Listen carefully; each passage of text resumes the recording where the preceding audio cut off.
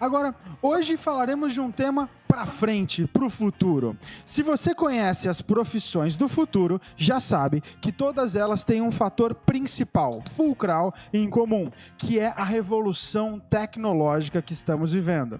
Se você está no início da sua vida profissional, provavelmente tem dezenas de indecisões fervilhando na sua cabeça e já percebeu que aqueles empregos chamados tradicionais podem e vão sofrer mudanças drásticas já em alguns anos. Dúvidas, colocação, estratégia, tudo isso é difícil, justamente por isso que o tema do nosso papo de hoje é novas profissões, a adequação de propostas de emprego em frente ao home office e, principalmente, hoje a gente vai tentar enxergar oportunidades em frente à mudança de comportamento da sociedade. Profissões do futuro. Esse é um tema difícil, não é, Paula? Como é que a gente enxerga o futuro se eu nem sei como é que vai ser meu amanhã?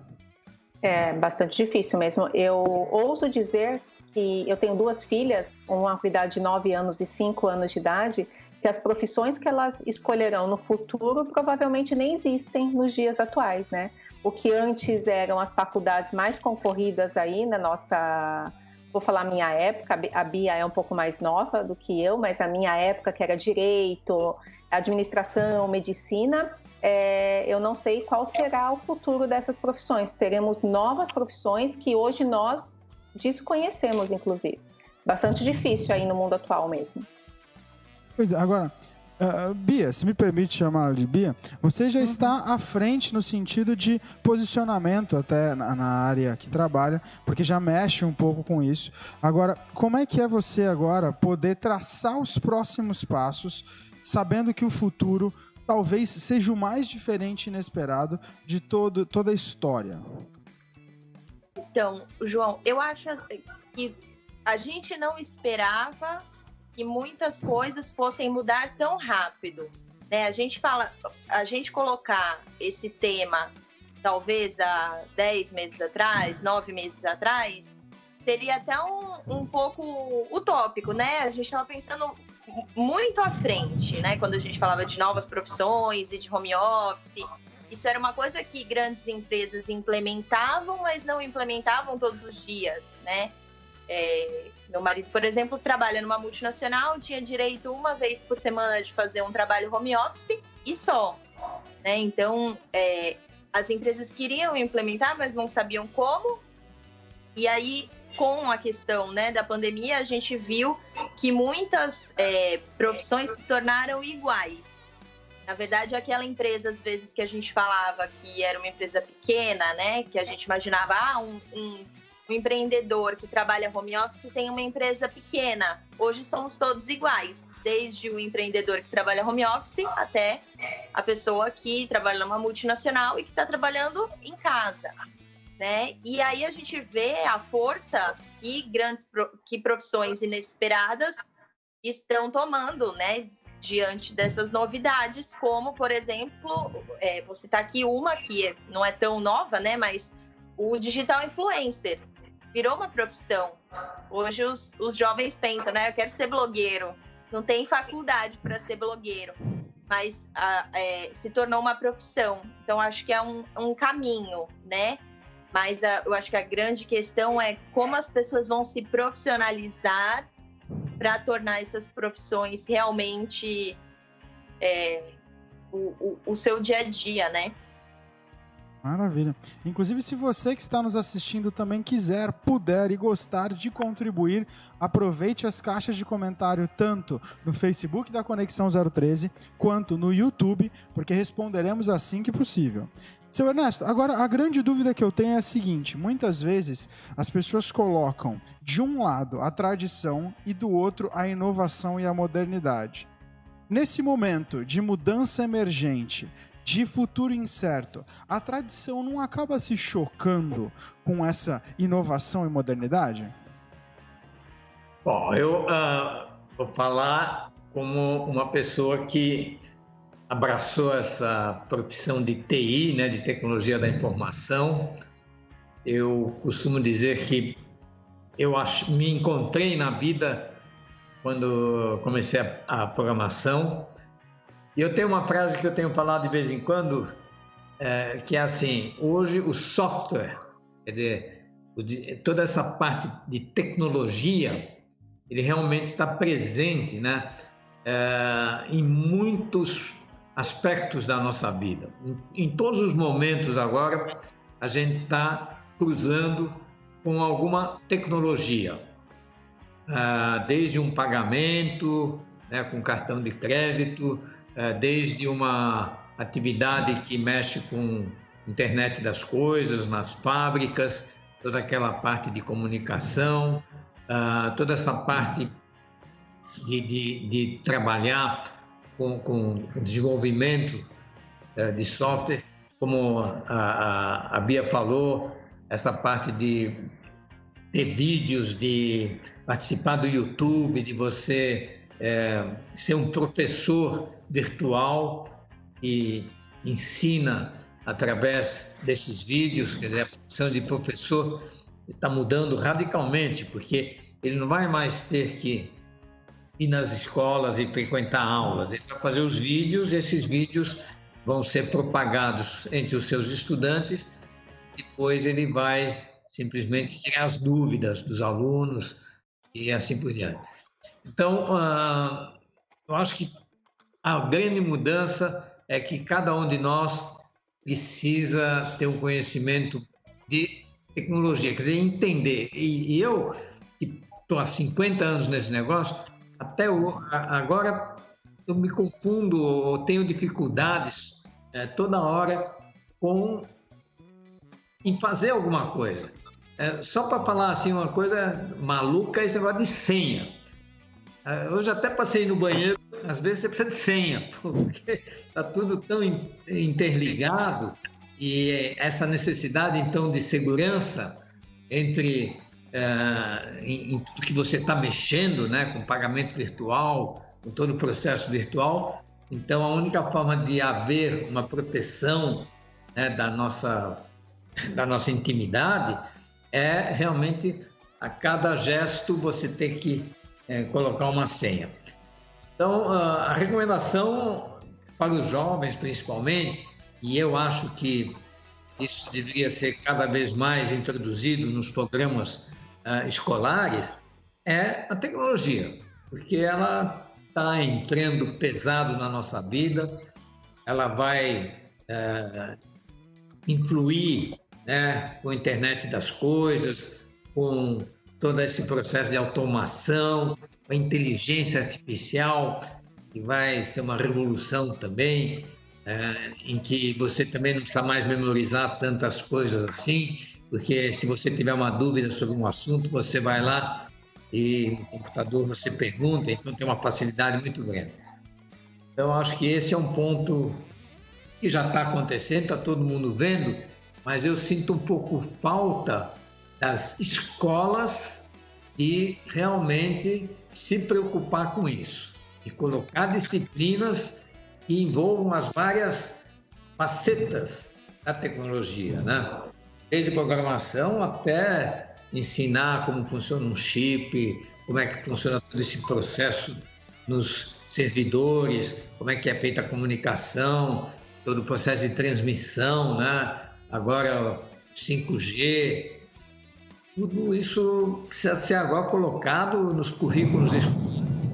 A molecada já cresça sabendo, e não apenas tendo que aprender sozinho no smartphone e aí também fuçando muitas vezes, de tal forma que ela envereda por um caminho errado.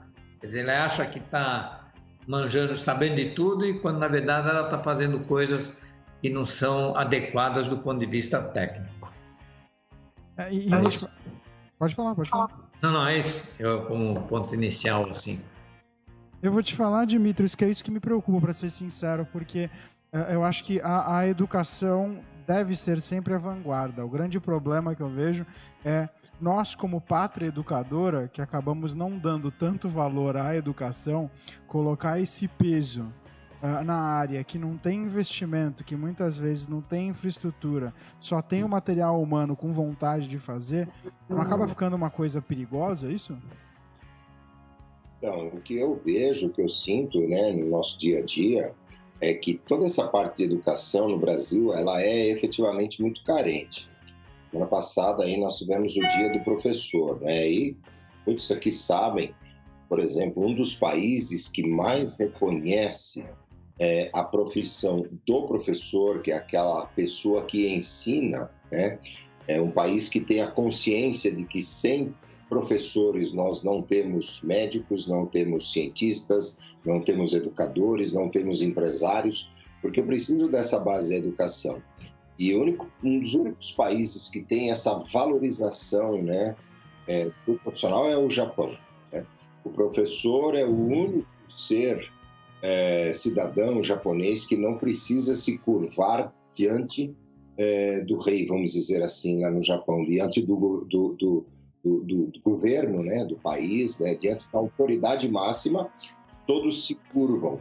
Mas o único profissional que não se curva diante do gestor do país é o professor. Por quê?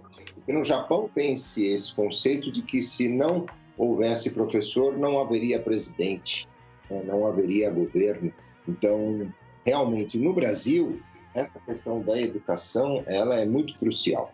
E o que eu tenho observado é que esse processo de educação no Brasil, ele acabou, assim, ficou muito marginalizada, ficou muito aquém do ensino, mas mais por conta do que se fatura, né? Virou um negócio, apenas um negócio para as grandes corporações, se não internacionais, né? E esse mundo da educação, eu penso que nesse pós-pandemia, a pandemia tem mudado isso muito, esse conceito de educação, eu vejo que essa tendência vai mudar muito no futuro, né? O Ernesto, que me corrija se estiver errado, mas o Ernesto trabalha dentro dessa área nesse primeiro momento, um pouco mais a educação voltada para a área dele, que é a área de TI, a área de desenvolvimento.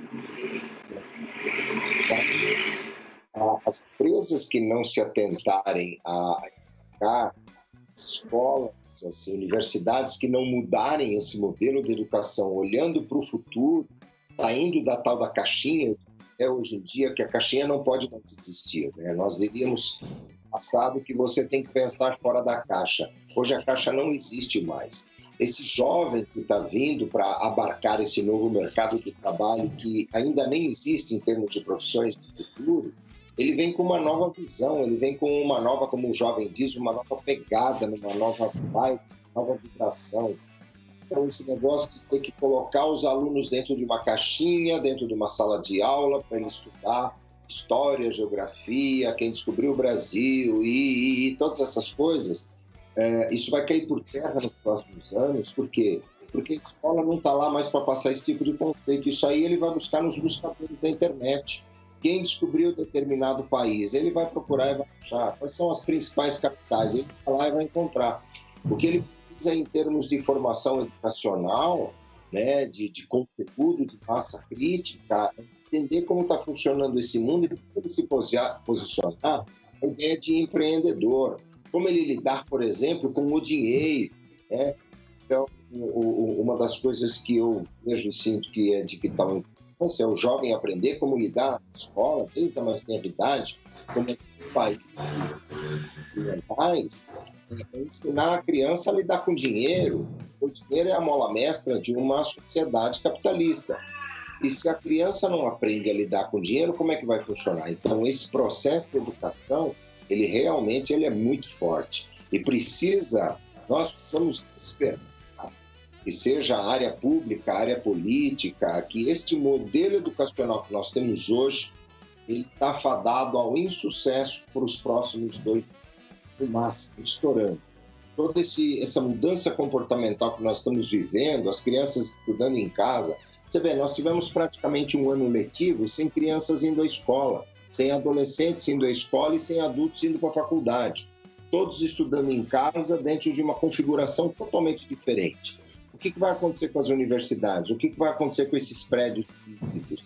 Qual que vai ser o modelo de educação no futuro? E é isso que nós precisamos entender, começar a pensar quais os mecanismos da mudança que precisam ocorrer para colocar o país, promover o país para país de primeiro mundo e não ficarmos do jeito que estamos.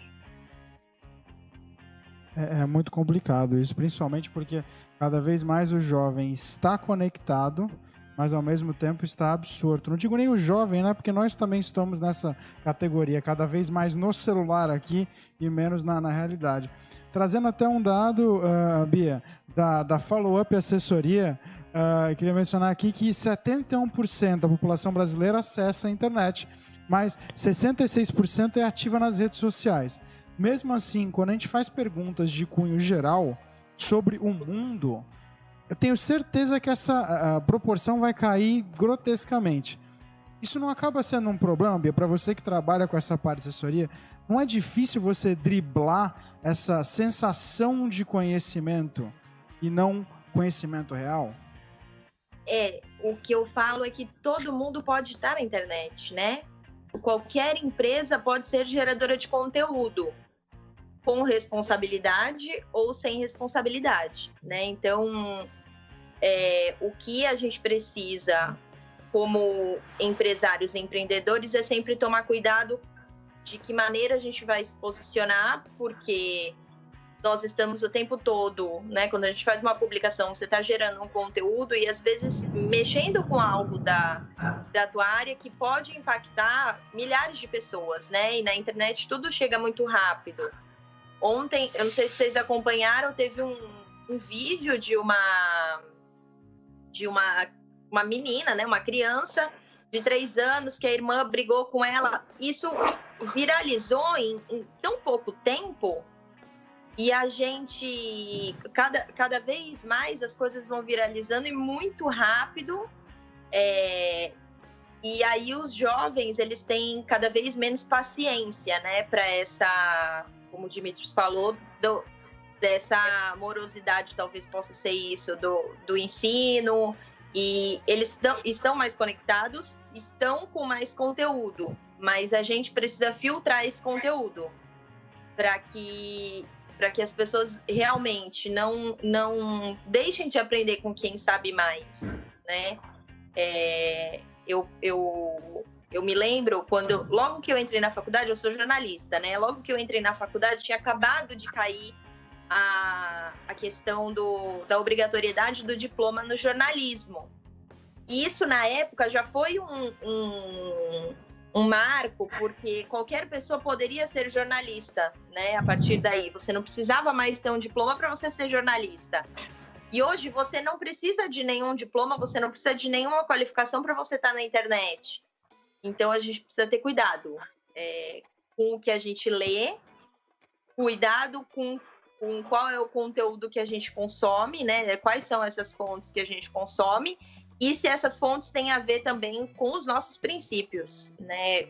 O jornalismo como um todo, a imparcialidade que existia hoje não tem mais. Você consegue perceber posições, né? Então, isso tem a ver com você? Ok, mas não deixe de consumir também o conteúdo da oposição, digamos assim, né? Que a gente não fique sempre dono da razão, talvez seja, né, a palavra certa. Eu acho que essa acaba sendo uma das maiores dificuldades hoje em dia, porque fica difícil. Hoje em dia a gente está tão suplantado por informação, não digo nem conhecimento, mas informação mesmo, muitas vezes até enviesada, que fica difícil para a gente saber em quem se basear, em quem se inclinar. Seu Ernesto, aí eu pergunto até, trazendo um pouco ao assunto, o Grupo Netas. Sendo principalmente foco o treinamento corporativo, o desenvolvimento empresarial, como é que a gente consegue orientar não só a nós mesmos no dia a dia, mas a nossa empresa, as pessoas que estão na nossa equipe? Isso não é tão fácil assim, é? O conhecimento, né, que é o grande ponto aí que a gente precisa, eu acho que mudar. Desde a escola fundamental, passando pelo segundo grau e tal, e fazer com que os jovens realmente aprendam coisas interessantes. E no caso o Netas procura fazer já esse trabalho dentro das empresas. Então é feito todo um processo de ensinamento, de treinamento de coisas importantes, né? Eu tenho uma sugestão que eu já até falei uma vez aqui no Conexão, que é a questão de mudar totalmente o currículo escolar para ensinar coisas mais úteis e talvez baseadas exatamente nas várias faculdades que a gente tem, né? Nas universidades. O que a gente aprende nas universidades? Aquilo que vai gerar uma profissão para o indivíduo. Então, por que já não começar na escola do fundamental a mostrar para as crianças o que significa cada uma dessas profissões, né? Desses ensinamentos? Então, a gente poderia já, desde a tenra idade, ter, por exemplo, nas escolas, um pouco de engenharia. Já pensou? O filho está passeando com o pai, viajando com o pai, aí o carro pifa no meio do caminho, aí o pai abre o motor, o filho vai lá, dá 2 toques lá e arruma o motor. Quer dizer, o orgulho que ele vai sentir. E a engenharia está presente em tudo que a gente faz, né? Qualquer equipamento, a gente vê isso. E aí a minha sugestão é essa: vamos ensinar engenharia, vamos ensinar arquitetura, vamos ensinar economia, vamos falar também um pouco de política, podemos falar também para o jovem, um pouco de economia misturando com política, administração, jornalismo, né? Como é que deve se tratar uma notícia, ensinar também psicologia, mas principalmente a inteligência emocional, porque no Netas o foco maior das palestras que a gente dá lá, e o Fábio, que é meu sócio lá, é mestre nisso, é sobre inteligência emocional. É você aprender a lidar com as suas emoções, com a sua personalidade, você ver a vida de uma forma tal que mesmo que as coisas não deem certo todas as horas, você é uma pessoa feliz, porque você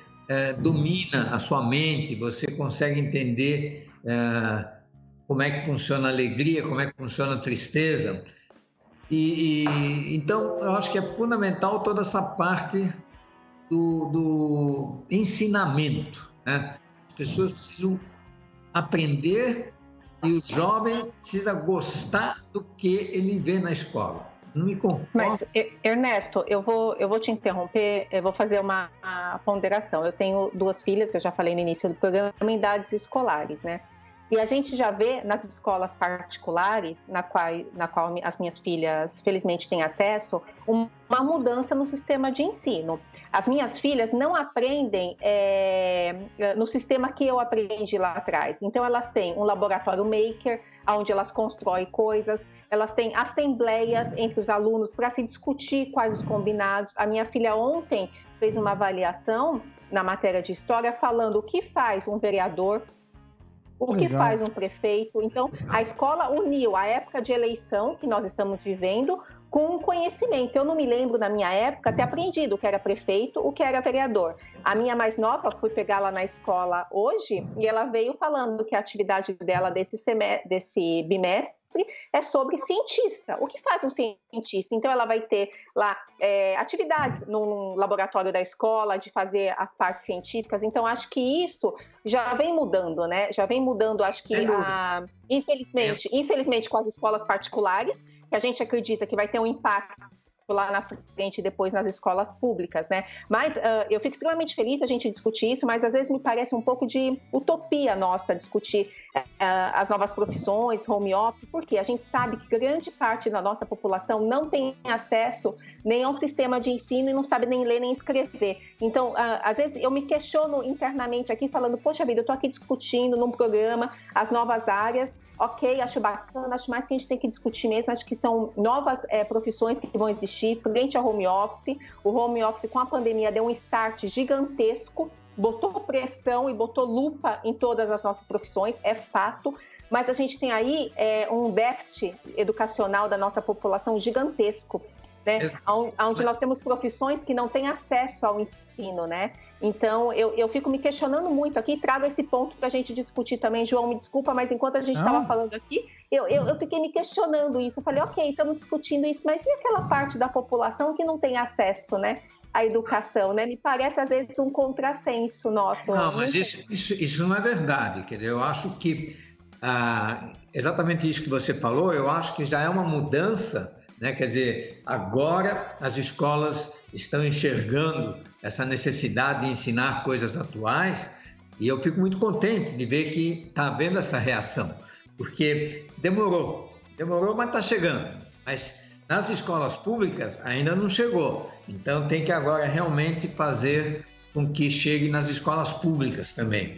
E eu acho que para essa população que se utiliza da escola pública, o maior problema não é a falta de escola, o maior problema é exatamente que lá ainda eles não mudaram o mecanismo de ensino, então a criança ela não gosta de ir na escola, e se ela não gosta de ir na escola, a mãe não tem condições de vigiar a criança, porque normalmente ela trabalha, então no fim ela abandona a escola quando ela poderia ir na escola, quer dizer, o governo proporciona uma matrícula gratuita, então ela pode ir na escola. Quer dizer, o que acontece mais, é evidente que tem gente que não tem condição, tem que trabalhar desde criança, a mãe não tem nem como levar a criança na escola, mas existe muito mais um desinteresse das crianças pelo que elas aprendem na escola do que um problema de não haver tempo ou condições de ela aprender. No momento que você coloca o ensino, uma coisa interessante, uma coisa divertida, uma coisa atual, aí a criança pega e vai para a escola. E aí mesmo a nossa classe menos condições financeiras vai poder deixar, o filho vai aproveitar a escola pública que de alguma forma existe hoje no Brasil e até de uma forma bastante ampla, né? Quer dizer, o investimento em educação é muito grande e tal, tem toda essa briga aí com o Fundeb e tal, mas a verdade é que a maior parte das crianças abandonam o ensino porque não gostam de estudar. Não gostam de estudar porque o que eles aprendem na escola ainda é uma coisa desatualizada. Agora, evidente, minha neta está estudando no Avenue, aí é tudo em inglês, está aprendendo coisas super interessantes e tal, mas da escola pública ainda não chegou lá. E uma coisa que não seria nem tão difícil fazer chegar, porque é só mudar o currículo.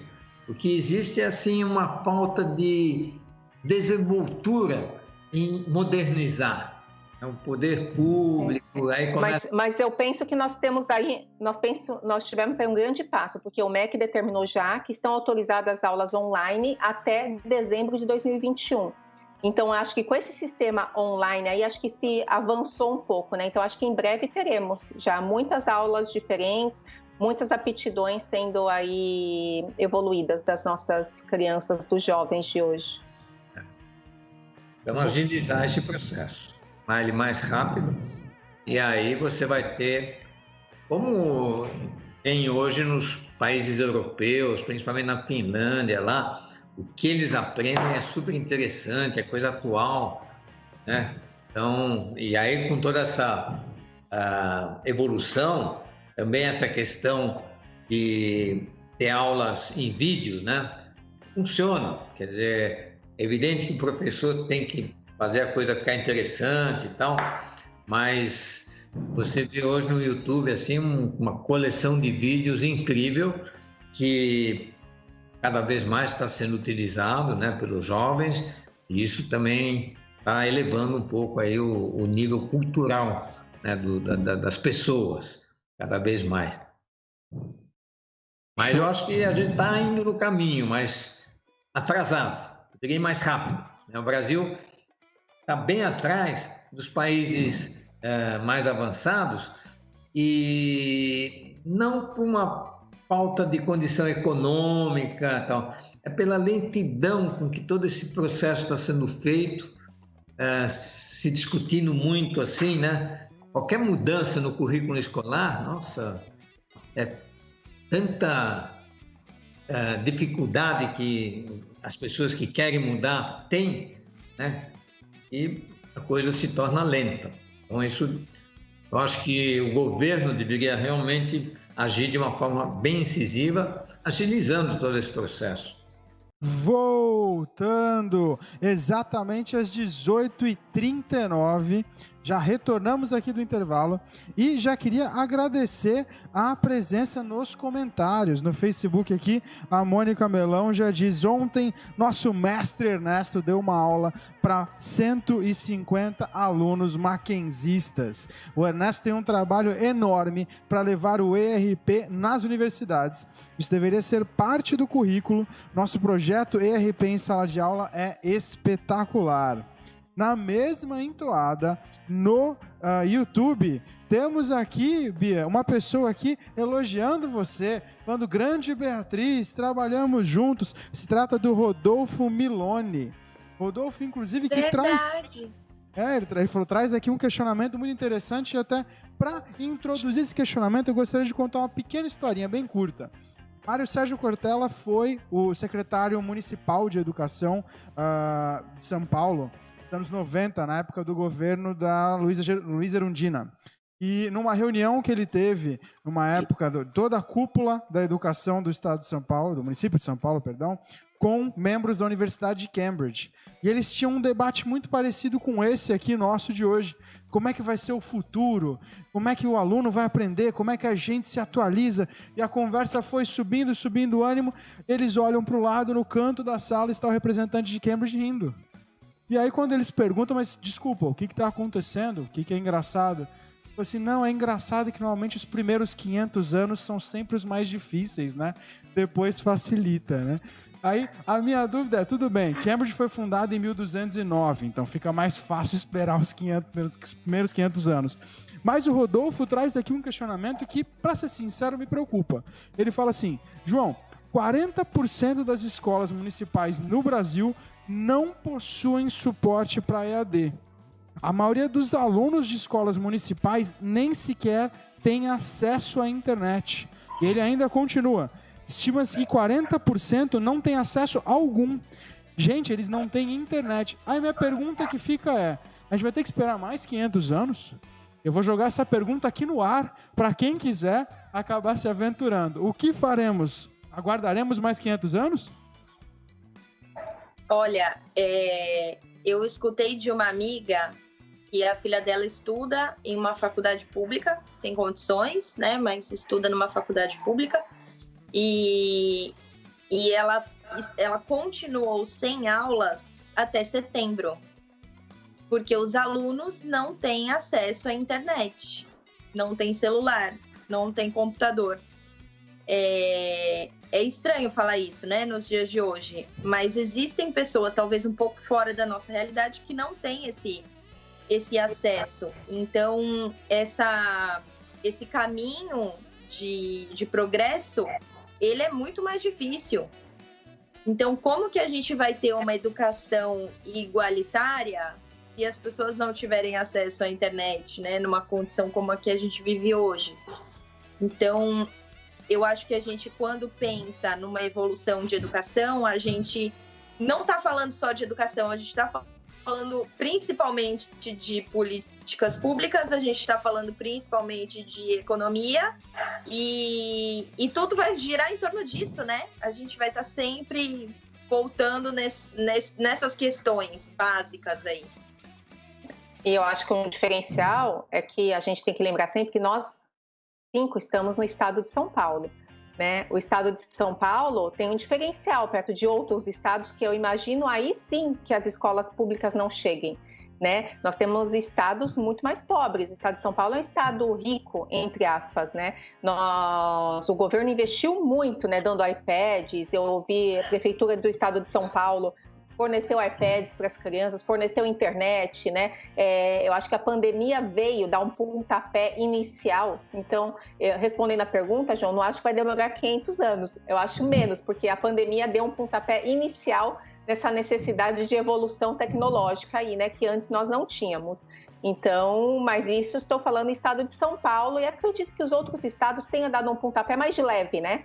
Mas eu acho que também evoluíram bastante em decorrência até desse momento aí que a gente está vivendo.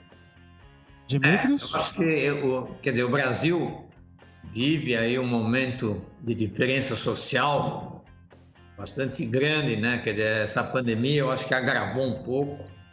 Então, a quantidade, né, de pessoas que estão hoje numa miséria extrema, vivendo na rua. Isso a gente vê em São Paulo, imagina nos outros estados, vivendo realmente com R$1 por dia, né, como dizem. Isso é uma situação que exige uma atitude do governo. Quer dizer, eu vejo assim que a única solução que nós hoje temos aqui no Brasil para resolver realmente esse problema é tomar umas atitudes mais drásticas, né? Então, eu acho que uma medida, eu já falei isso aqui, eu sei que ela é muito delicada e polêmica, mas na China se proibiu que a classe mais desfavorecida só tivesse um filho. Então, esse processo de você reduzir essa população que vive na rua através de medidas que hoje são possíveis, né? De evitar que aquela mulher que vive na rua tenha 10 filhos, na minha opinião, é a única solução. Não tem outra solução. Vê essa diferença social. É evidente que também uma mudança, talvez, na facilidade com que a classe alta tem em enriquecer através dessa economia baseada em ações, em bolsa de valores e tal. Isso também é um outro ponto que eu discuto muito, mas aí já é mais delicado. Mas um processo de o Brasil atuar um pouco no controle da natalidade nas classes mais carentes vai fazer com que, pelo menos, não aconteça isso, de você andar na rua e ver um monte de gente sem a mínima condição de vida, e aí é evidente que não vai ter educação, não vai ter nada. Dimitrios?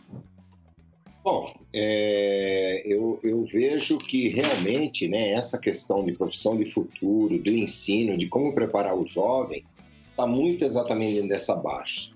Quando o Ernesto fala, que o poder público tem que tomar alguma atitude, mudar alguma coisa, na realidade eu vejo que por conta do poder público é que as coisas estão desse jeito, principalmente, né, nessa miséria, nessa desigualdade social, nessa falta de valorização do profissional. Eu penso que está na hora do cidadão se mobilizar e se movimentar nesse sentido para cobrar efetivamente do poder público essas mudanças, né, políticas que precisam ser realizadas, buscando beneficiar a construção desse cidadão do futuro, através do conhecimento, né?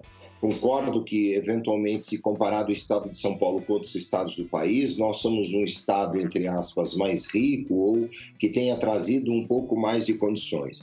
Mas quando você olha essa situação de São Paulo, né, todas essas pessoas morando na rua, que simplesmente elas vão se avolumando a cada dia. Hoje está difícil você andar por alguma região de São Paulo onde você não veja barraquinhas de camping do pessoal acampando, mas quem tem um pouco mais de conhecimento sabe que isso tudo é um movimento político que existe por trás, financiando tudo isso. Então, isso é muito complicado. Então, dizer que nós precisamos esperar do poder público fazer alguma coisa nessa mudança, por exemplo, pontual, com foco na educação, eu penso diferente. Eu penso que está na hora de nós, empresários, nós, cidadãos, começarmos a nos mobilizar no sentido de ir em direção ao governo com algumas propostas efetivas e pressionar o governo, de alguma maneira, na implementação dessas mudanças, né, através de propostas público-privadas, através da educação num novo modelo, num novo formato. Esse formato de sala de aula, que nem a colega disse, né, olha, as crianças vão para a sala de aula no começo elas vão lá para estudar o básico, tá bom, mas como eu posso passar este básico e, paralelamente, um conteúdo que interesse a criança a ter vontade para ir para a sala de aula?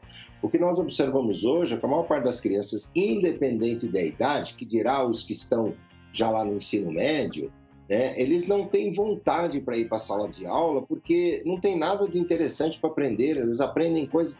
Até o próprio professor não tem mais vontade de ensinar. Primeiro, que ele não é reconhecido profissionalmente. Segundo, que ele não é reconhecido financeiramente. Terceiro, o Estado como um todo não reconhece o professor como o bem de maior valor que uma nação tem. E aí o aluno vai reconhecer menos ainda, principalmente aquelas escolas que são da periferia, onde nós temos alunos em situação precária de condição de vida, sem acesso à questão, muitas vezes, de redes de saneamento, que dirá a educação. Então, eu penso que o trabalho ele é mais intenso, mais forte, no sentido de que nós possamos criar movimentos empresariais, no sentido de levar para o governo determinadas propostas e falar, olha, é isso que nós queremos mudar. Eu tenho falado muito dentro dessa área do empreendedorismo, nós temos uma instituição, por exemplo, como o SEBRAE, que tem um peso muito importante na sociedade, tem um trabalho maravilhoso junto aos empresários, mas, inclusive, dentro dessa plataforma de educação empresarial, vamos dizer assim agora, conceitos precisam mudar. Eu, desde sempre que eu me lembro, eu ouço o SEBRAE dizendo que de tantas empresas que nascem, em 2 anos, 80% morrem, 80% estão fadadas ao fracasso. Mas o discurso do SEBRAE até hoje, há mais de 10, 15, 20 anos, não muda. Essa estatística existe, ela é real, mas o SEBRAE, eu pergunto, o que ele está fazendo no sentido, ao longo de décadas, que essa realidade não muda? Então está na hora de nós mudarmos essa realidade. Está na hora de nós mudarmos a realidade da educação. Por quê?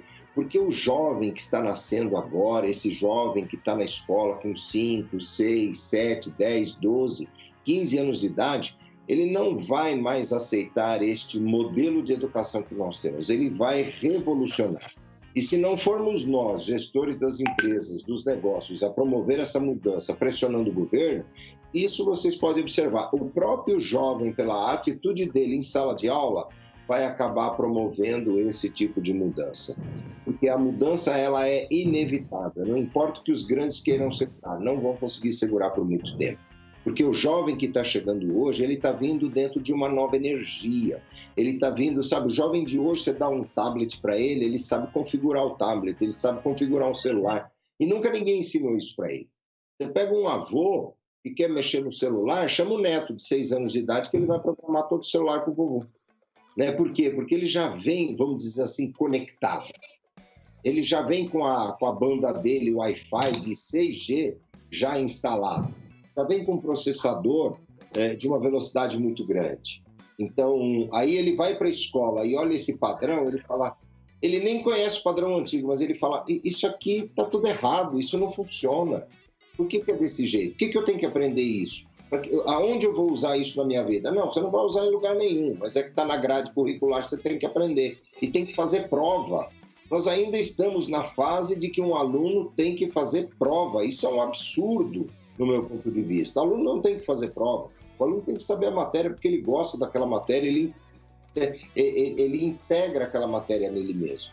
Mas aí vem a prova, o que ele faz? O aluno não estuda nada, no dia da prova ele estuda a matéria, tira um 8, passou de ano. O que ele sabe de conteúdo? Absolutamente nada.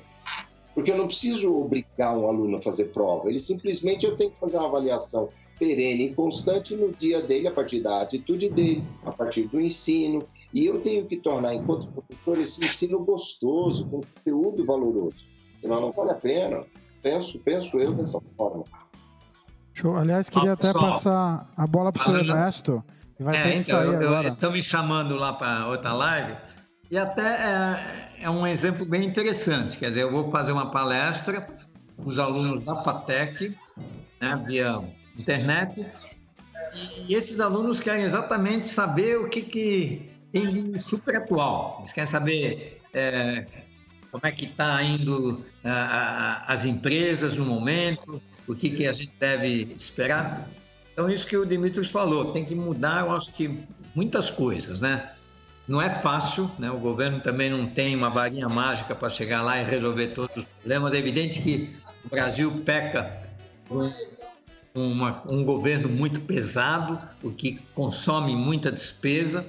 Isso é uma coisa que tem que mudar e acho que o governo está tentando fazer isso para exatamente sobrar mais dinheiro para a população, né? Para beneficiar as faculdades, as escolas. Então, a FATEC é um exemplo de sucesso aqui em São Paulo, é estadual. E eu vou para lá. E foi muito legal também o tema de hoje. Me desculpe sair um pouco antes, mas é por uma boa causa, né? Então, eu acho que eu estou perdoado. Claro que está. Agradeço demais a sua presença, senhor Ernesto. Muito obrigado. Boa palestra. Estamos nós três aqui, nós quatro, na verdade, com inveja de não poder participar. Mas muito obrigado. Até a semana que vem. Até.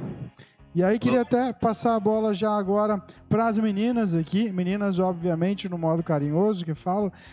Justamente porque, até para a gente começar a caminhar para o encerramento, queria trazer só para vocês poderem discutir um relatório do Fórum Econômico Mundial, que fez um estudo e nas 20 maiores economias atuais, conseguiu identificar que as qualidades e características mais importantes para o profissional do futuro seriam produção de conteúdo, então todas as habilidades dentro dessa área, dentro de marketing, dentro de vendas, dentro de pessoas e culturas, dentro de desenvolvimento de produtos, engenharia, computação em nuvem e da informação e tecnologia da informação. Agora, Paula e eu deixo para vocês, como é que a gente prepara o aluno para fazer isso, sendo que a gente não tem isso hoje em dia no nosso hall de conteúdos da escola? Pia, quer? Olha, eu quase falei assim, pois é, né? Porque a gente, na verdade, a gente não tem, né, a gente não tem essa preparação na escola, e eu vejo que mesmo as universidades, eu vou até dar o meu exemplo, eu voltei para a universidade esse ano, fui tentar fazer um curso EAD de marketing, e o curso não era bom, o curso não trazia nenhuma dessas qualidades técnicas que você mencionou, João. Então, assim, tudo isso que a gente procura como profissionais e o que a gente sente de necessidade na hora de contratar um outro profissional para as nossas empresas, a gente não tem em grade curricular, a gente tem no dia a dia. Então, eu defendo sempre essa questão prática, da gente fazer parte e dar oportunidade para o jovem estagiar numa empresa e ter relacionamento com pessoas que vão agregar esse tipo de habilidade, né? Coisas que a maioria, eu acho, das habilidades a gente aprende no dia a dia. Então, eu acho que esse descolamento um pouco do técnico para o prático é o que talvez a gente tenha que introduzir nas escolas, nas universidades, para que a gente possa vivenciar essas novas profissões um pouco mais a fundo, né? E enxergar qual dessas profissões a gente também se encaixa. A gente falou no intervalo, né? Existe algum teste vocacional? Será que será que é isso mesmo que a gente quer fazer para o resto da vida? Falar isso para o jovem sou estranho, né? Porque a gente é mais imediatista, então são alguns questionamentos que a gente tem que fazer, eu acho, para realmente formar profissionais que estejam preparados para essas mudanças e prontos para essas novas habilidades que a gente precisa ter. Que é o mais difícil, né? Antes de passar a bola para você, Paula, só queria lembrar que se você estiver nos acompanhando pelo Instagram, a nossa live acabará nesse exato momento, então corra para a nossa página do Facebook e do YouTube para aproveitar esse finalzinho de programa que está realmente visionário. Paula? Eu vou fazer aqui uma suposição de como a gente pode preparar. Penso eu nas minhas filhas, né? Mais uma vez eu vou falar delas porque o assunto acho que tem muita correlação, né? Então, a resposta exata eu não sei, de verdade. O que eu tento fazer é ficar atenta às aptidões delas e incentivar as aptidões delas, né? Se uma tem... A minha filha mais velha fala que ela quer trabalhar no museu, né? Então, ela gosta de desenho, então eu tento incentivar ela a fazer cursos nesses sentidos, para aí sim chegar lá na frente, ela poder ter uma profissão que seja uma profissão de futuro. Hoje, quem é que pensava em trabalhar em museu, gente? Ninguém. Eu nunca pensei nisso na minha vida, né? Eu tinha as profissões básicas, né? Então, e eu acho que é tentar dar um suporte para essas aptidões e inteligência emocional, né? Eu acho que o futuro está aí e você precisa saber trabalhar com não, ensinar inteligência emocional, né, para os profissionais, para as crianças, né? Então acho que tem que dar uma base. Então eu como mãe tento fazer dessa forma. Então acho que é um caminho. Acho que o Dimitris aí vai ter talvez uma resposta mais contundente, né, Dimitris? Tá mudo, Dimitris. Posso falar? Pode, claro. Então, pegando o gancho, né, para poder finalizando um pouco esse bate-papo, como eu trabalho com análise de perfil comportamental, como eu trabalho com análise de perfil profissional, então hoje dentro da nossa empresa nós temos algumas ferramentas e eu penso que para você ajudar alguém, então fazendo um comparativo na área médica, quando você vai para uma consulta médica porque você tem uma dor, né? O médico não olha para você e fala, você está com essa dor, olha, toma essa medicação aqui, deve ajudar. Aí você sai, toma a medicação e não ajuda, e você volta, e aí ele fala, não, vamos trocar de medicação, arrisca esse aqui. E você vai e volta, quer dizer, não pode ser dessa forma. Então, quando você vai ao médico com uma dor, a primeira coisa que ele tem que fazer é um diagnóstico, né, do seu estado de saúde. Então, algumas perguntas iniciais básicas para poder mapear. E se eu não conseguir identificar, eu vou te encaminhar para alguns exames um pouco mais precisos, né? Uma tomografia, uma ressonância, uma radiografia, alguns exames de sangue ou outros, para que eu possa efetivamente identificar a origem deste motivo dor, né? E a partir daí poder medicar da maneira correta para tirar você desse universo de dor e sofrimento.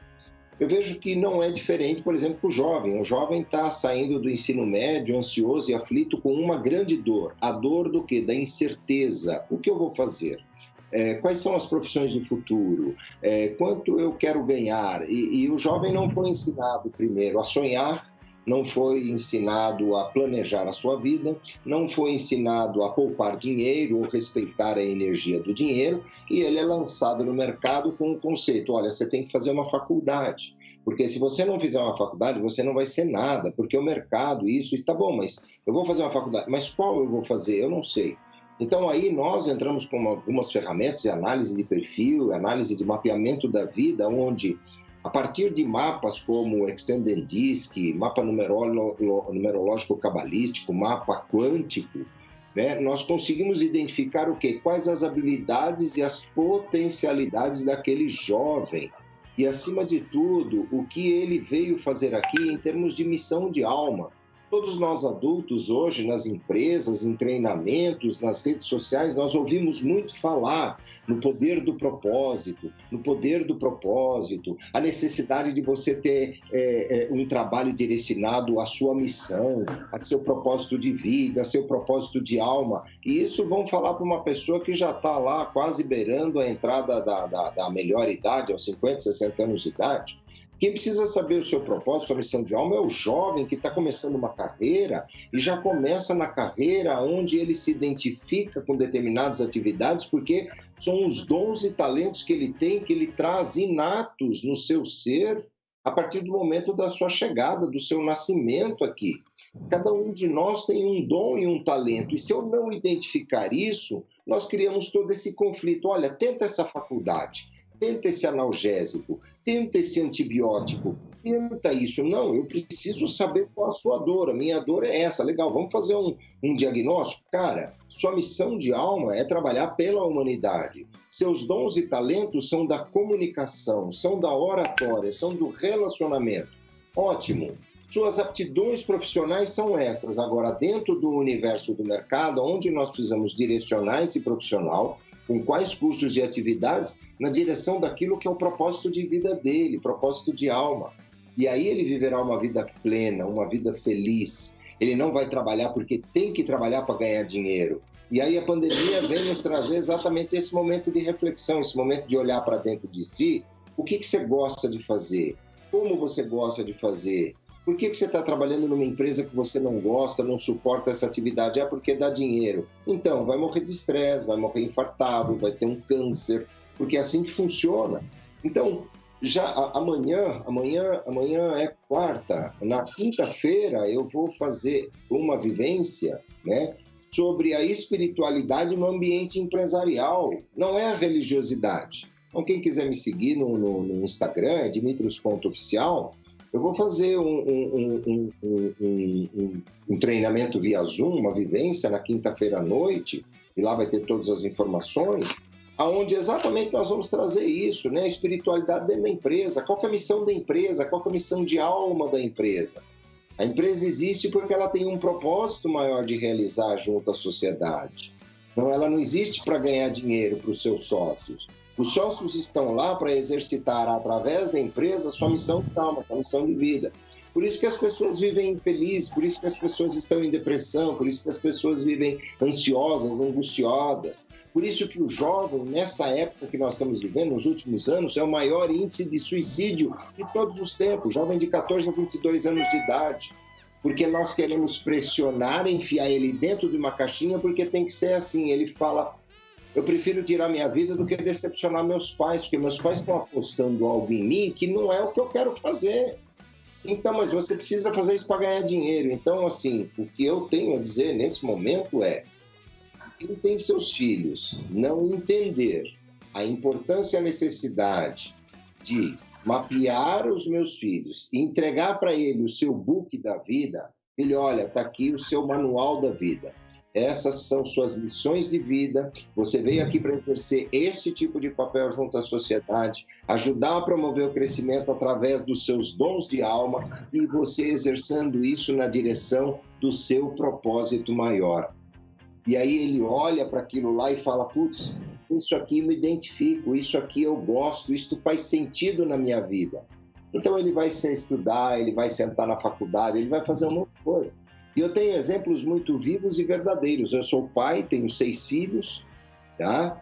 E eu tenho filhos que cursaram a faculdade e falaram: eu não sei por que fiz isso, porque não é isso que eu quero fazer na minha vida. E hoje eles estão promovendo atividades em outras partes do mundo, ajudando pessoas através de processos de cura, de meditação e outras N áreas do desenvolvimento humano.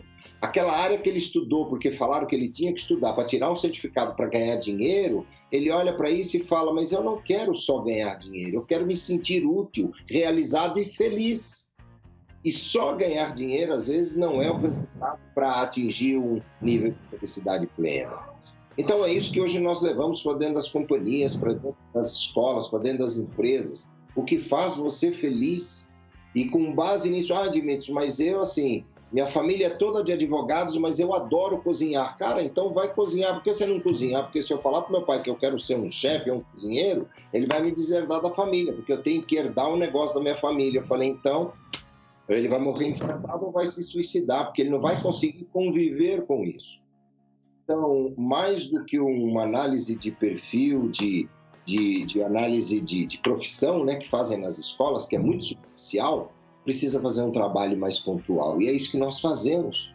Né? É isso que nós fazemos. Uma análise de perfil comportamental profunda, fazemos uma análise do seu mapa de vida. Então, quando nós realizamos esse trabalho, nós entregamos para o consulente um book, um dossiê de mais de 100 páginas. De quem é você, o que você veio fazer aqui, seu manual de vida. E com base nesse manual fica muito mais fácil eu trilhar uma carreira desde a mais tenra infância. Ao invés de eu ter que descobrir isso depois de 20, 30 anos de sofrimento, trabalhando em negócios ou em corporações, das quais eu não me identifico, mas eu estou trabalhando lá porque eu tenho que sustentar minha família, eu tenho que ganhar dinheiro, eu tenho que pagar mensalidade. E você? Se der um dia, eu serei feliz. Essas coisas têm que mudar daqui para frente. E a pandemia está aqui para nos mostrar isso, né? Penso que isso é um pouco da nossa pegada na vida hoje, ajudar as pessoas a descobrirem o que as fazem felizes e aí sim viver uma vida com sentido. Se a vida não tem sentido, não tem sentido do quê? E encerramento justamente da pessoa cuja missão de alma e propósito de vida é ajudar pessoas. Dimitrios, por favor, já para encerrar, diga para as pessoas que estão nos acompanhando como é que elas podem acessar mais sobre você, conhecer mais sobre você. É muito rápido, né? Tem o site dimitrios.com.br, lembrando que Dimitrios é com OS no final, lá tem muita informação sobre o trabalho que nós desenvolvemos. E tem aí o Dimitrios às Vestas, que é no Facebook, temos no YouTube, estamos reestruturando todas as nossas redes sociais. A rede social hoje mais ativa que nós estamos trabalhando é o Instagram, que é dimitrios.oficial. Então, por exemplo, amanhã às 18h30 eu vou estar fazendo uma live entrevistando Carmen Ballesteiro, que fala muito sobre a questão da espiritualidade, e nós vamos falar muito da importância da espiritualidade no universo empresarial. Então, eu convido a todos a assistirem, vai ser das 18h30 às 19h30, vai ser um momento assim maravilhoso, um bate-papo de 1 hora, que vai poder trazer muita luz a todo esse trabalho que nós estamos conversando aqui há semanas. E na quinta-feira, das 19h30 às 21h30, eu vou estar fazendo uma vivência a um valor simbólico, onde nós vamos estar trabalhando a questão dentro das empresas e na vida das pessoas, a importância da radiestesia, do trabalho de uma mesa radiônica trabalhando com a energia do dinheiro, mensurarmos a energia do dinheiro. E lá eu vou estar oferecendo para todos que estiverem inscritos e participando uma análise financeira, emocional através da mesa radiônica. É extraordinário. Quem conhece trabalho de radiestesia vai ficar impressionado com os resultados. Então, dessa forma, vocês podem me conhecer um pouco mais do meu trabalho, Instagram dimitrios.oficial e nas redes sociais dimitrios.com.br. Muito obrigado, Dimitrios. Paula, queria agradecer demais pela sua presença e aproveitar, deixar um momento para que você possa contar para todo mundo que está nos acompanhando, seja ouvindo, seja vendo, como é que elas podem conhecer um pouco mais sobre você. João, obrigada a você pelo convite. E eu vou finalizar deixando um convite para vocês. Na sexta-feira eu vou fazer uma palestra no grupo BNI Elite, às 7 horas da manhã. Nós estamos online nesse momento e eu vou contar um pouquinho sobre o direito do consumidor, o que você pode fazer nesse momento de pandemia. Quem desejar, é só contatar, o Instagram do BNI é @BNI Elite.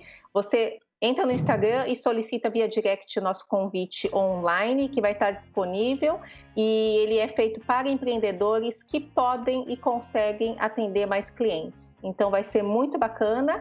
Vou estar eu na sexta-feira e uma advogada trabalhista que vai contar um pouquinho sobre o que pode fazer, o que as empresas podem fazer nesse momento de pandemia e quais são as novas regras. Vai ser bem legal. É 7 horas da manhã, tem que acordar um pouquinho cedo, mas vale muito a pena. E vou deixar meu Instagram pessoal também, que é Paula_P Prado. Eu sou advogada especializada em direito do consumidor. Vocês podem me contactar por lá. Maravilha, eu já fiquei triste que eu não vou poder participar da sua palestra, não vou nem entrar nos motivos. Beatriz, muito obrigado pela sua presença, você animou aqui a bancada. Queria aproveitar para deixar esse momento também para você contar para os nossos espectadores como é que eles podem conhecer um pouquinho mais sobre você. Nós estamos, como trabalhamos com redes sociais, então vou deixar as nossas redes, Facebook, Instagram, LinkedIn, @followup_assessoria. Tudo junto. Com esse endereço você pode encontrar a nossa página no Face, no Insta, no LinkedIn, e saber, a gente coloca sempre muito conteúdo relacionado a essa questão da evolução das mídias, né, da tecnologia, da internet, das redes sociais. Então tem conteúdos legais, bacanas para a gente saber um pouquinho mais como se posicionar. Maravilha, muito obrigado. Hoje, então, falamos do futuro. E aí, para encerrar, eu gostaria só de trazer uma pequena fala desse relatório do Fórum Econômico Mundial. Diz o seguinte: a quarta revolução industrial, mudanças demográficas, a transição da indústria e a mudança da necessidade dos consumidores. Tudo isso está criando uma demanda para milhões de novos empregos, com vastas novas oportunidades, principalmente para preencher o potencial e as aspirações das pessoas. Mesmo assim, ainda somos assolados por oportunidades desiguais, má colocação no mercado de trabalho e, acima de tudo, uma inequalidade de renda que cada vez mais está presente. O relatório termina assim: todo esse estudo demonstra que nós temos na ponta de nossos dedos todas as ferramentas que podem nos oferecer um insight sobre o futuro e sobre a natureza do mercado de trabalho, talvez sem precedentes. O que é importante? É imperativo que nós usemos essas ferramentas da maneira mais sábia e, principalmente, tendo em vista a produtividade e, acima de tudo, o preenchimento das necessidades, dos desejos e aspirações da força de trabalho. Esse foi o nosso papo empreendedor de hoje.